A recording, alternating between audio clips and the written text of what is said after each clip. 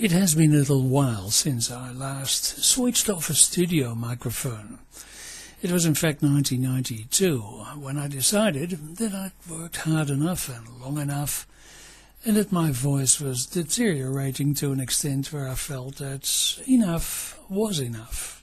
I'd stopped working for Spectrum, my DX program on Radio Australia, and I'd spent the years between 1983 and 1992 at a couple of Melbourne-based local radio stations where I hadn't really been meeting all that many people who were actually older than me, and it was a bit of a worrying thought. Of course, it hadn't always been like that. Some 3 decades before that, when I had taken over from Harry van Gelder his world-famous DX Jukebox, it had been Harry van Gelder who had first made me aware of the fact that people did not live forever.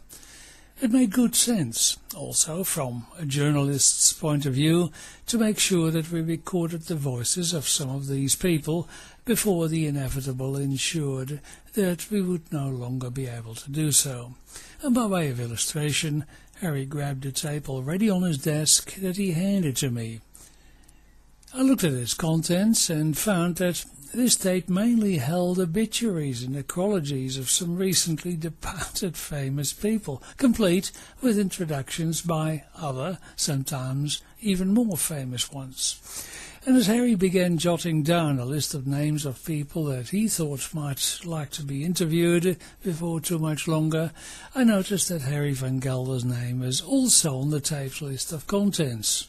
Harry's necrology was already there, complete with an introduction by Radio Netherland CEO, and the year was 1976, and Harry would live on, of course, for another, well, more than a quarter of a century. Ugh, growled Harry, I suppose I would have been even more upset if I hadn't been on that tape. I don't know if Harry ever listened to that tape. I do, however, remember the list of prospective interviewees he gave me. Amongst others, there was a man who at that time was about to retire from the BBC's monitoring service at Caversham Park in Reading, Berkshire. His name was George Best.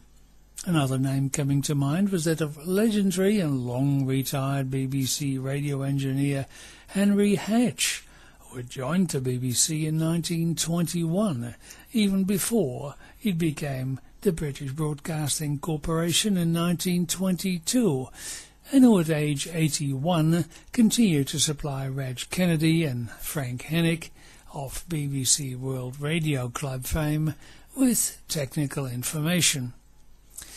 I can continue that name dropping for a little while, but another name on it was that of Eddie Staats. Of course, I'd heard the Eddie Staats name before. However, he'd been off-air since 1969, and very few people around Hilversum's little radio world had actually seen him, especially since his wife died around 1970.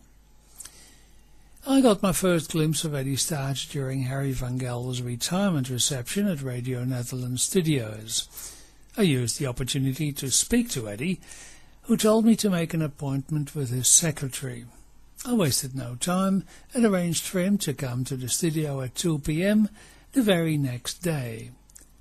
It was a couple of hours before that when I got a phone call from Eddie's secretary to say that Eddie had died on the tennis court that very morning.